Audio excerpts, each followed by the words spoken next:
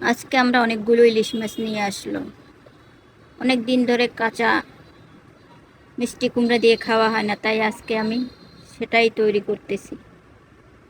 আমি মাছগুলো কেটে ধুয়ে নিলাম, মশলা গুছিয়ে সব কিছু, পেঁয়াজ কুচি, মরিচ গুঁড়ো, কাঁচামরিচ, পেঁয়াজ বাটা, হলুদ গুঁড়ো, সরষে, অবশেষে ফ্রাই প্যানে তেল দিয়ে দিলাম।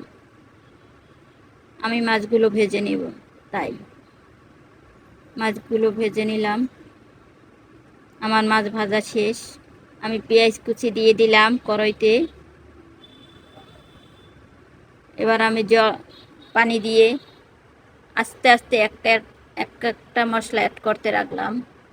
হলুদ গুঁড়ো, মরিচ গুঁড়ো, পেঁয়াজ বাটা, কাঁচামরিচ, তারপর লবণ স্বাদ মতো, এগুলো অ্যাড করে দিলাম।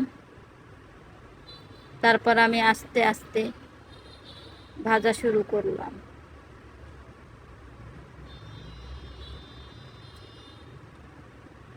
ভুনাটা ভালো হলে তরকারিতে টেস্ট আসে, তাই মশলাটা ভালো করে ভুনে নিছি। ভালো করে নেড়ে চেড়ে ভুনে নেওয়া শেষ। এবার আমি মাছগুলো তুলে রাখলাম। মাছ ভাজা হয়ে গেছে অলরেডি। এখন আমি মিষ্টি কুমড়াগুলো দিয়ে দিলাম, দিয়ে এটাকে ভালোভাবে ভুনে নিতে হবে।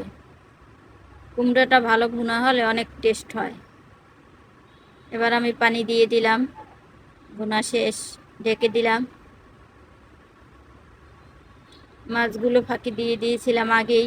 আমার রেডি মিষ্টি কুমড়া আর ইলিশ মাছ রান্নার সাথে ফ্রাই। কিছু মাছ ফ্রাইও করে নিয়েছি।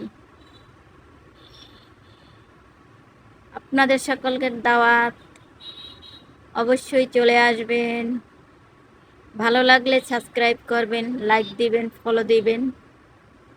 ওকে, ভাই ও বোনেরা, ফ্রেন্ডস, সকলের প্রতি রইল অনেক অনেক ভালোবাসা।